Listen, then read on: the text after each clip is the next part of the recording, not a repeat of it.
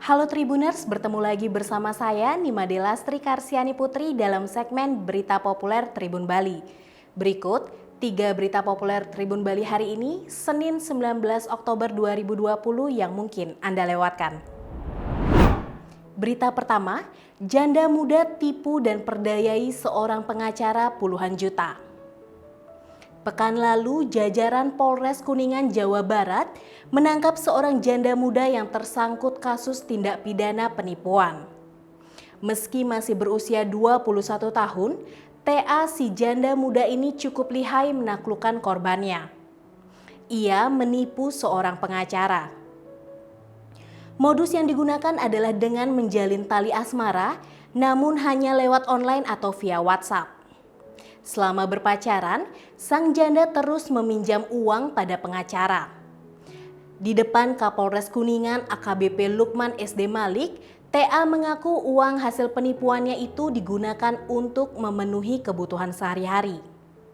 Awalnya, pelaku ini mengenal korban yang berprofesi sebagai pengacara karena melakukan konsultasi hukum. Berjalannya waktu, komunikasi pun lancar dilakukan melalui aplikasi WhatsApp hingga berani melakukan penipuan dengan jumlah uang banyak.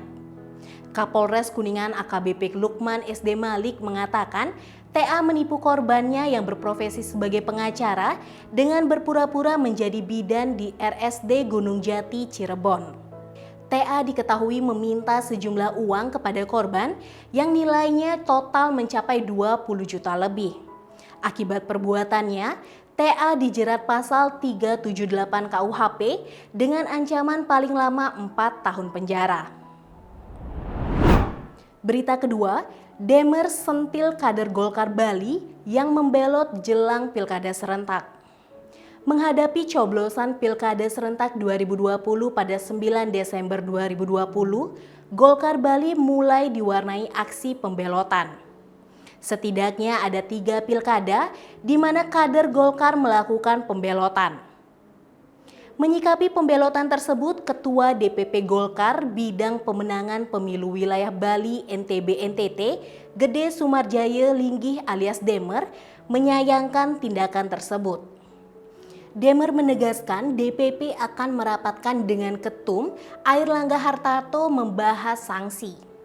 Wakil Ketua Komisi 6 DPR RI ini mengatakan bahwa seharusnya kader Golkar, utamanya yang sudah senior, memberikan contoh kepada kader lainnya dalam mengamankan keputusan partai. Apalagi kader senior tersebut telah menikmati manisnya madu saat masih menjabat melalui partai berlambang pohon beringin ini. Saat disinggung alasan pembelotan tersebut akibat kekecewaan dengan sistem penjaringan, Demer menampik hal tersebut. Ia mengatakan partainya sudah melakukan mekanisme yang mumpuni melalui survei dalam menentukan calon pilkada. Bahkan Demer optimistis calon-calon yang diusung Golkar mampu memenangkan 6 pilkada di Bali. Wakil Ketua Bidang Organisasi, Kaderisasi, dan Keanggotaan DPD 1 Golkar Bali, Dewa Made Swambenegara secara terpisah dikonfirmasi mengatakan pihaknya sedang melakukan kajian tentang aksi pembelotan tersebut.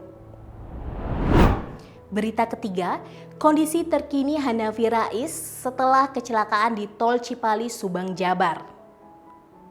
Peristiwa kecelakaan lalu lintas yang menimpa putra Amin Rais, Ahmad Hanafi Rais, menjadi sorotan hangat publik di tanah air.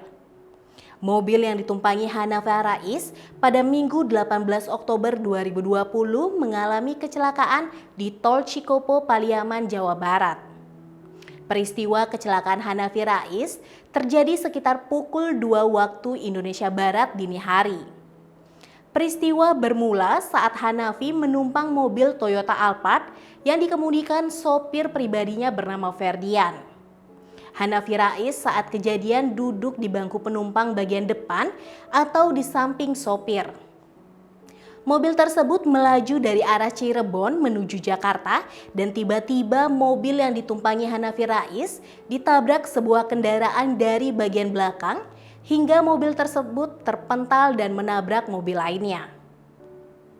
Panit PJR Tol Cipali Ibtu Karyan mengatakan kendaraan Hanafi terdorong dan menabrak kendaraan berat yang ada di depannya. Sementara kendaraan yang menabrak mobil Hanafi Rais kabur dan hingga kini masih dalam pengejaran kepolisian. Hanafi Rais diketahui mengalami luka berat dan sopirnya mengalami luka ringan. Selain itu, kendaraan Alphard milik putra Amin Rais itu pun ringsek di bagian depannya. Saat ini, Hanafi Rais menjalani perawatan intensif di Rumah Sakit Tamrin Purwakarta. Dokter jaga IGD RSU Abdul Rajak Purwakarta yang menangani Hanafi Yuli Kurnia menyebut Hanafi Rais mendapatkan luka robek di bagian dahi dan ada luka memar di bagian perut bagian kiri bawah. Berita populer hari ini didukung oleh Grab, Cahya Dewi Beauty Salon, dan Ines Kosmetik.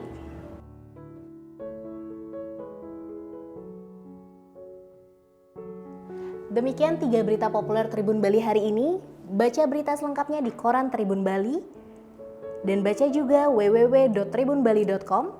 Jangan lupa follow, like, komen, dan share Facebook, Instagram, dan YouTube Tribun Bali.